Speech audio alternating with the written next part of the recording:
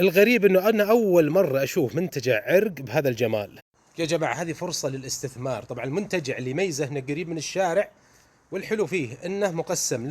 شوف الفخامة، مجالس، عين، بركة، كهرباء، ما شاء الله تبارك الله. طبعا شوف المدخل هنا، تدخل السيارات عندك الى داخل.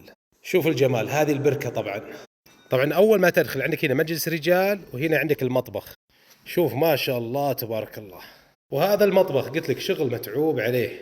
هنا عندك منطقة شوي، هنا عندك جلسة خارجية، عندك منطقة ألعاب للأطفال. طبعا هذا مجلس ثاني كبير ولكن خلينا مستودع، تقدر تستغله وتخليه مجلس. شوف ما شاء الله تسع المكان. طبعا المساحة 2000 متر ورايحة هناك.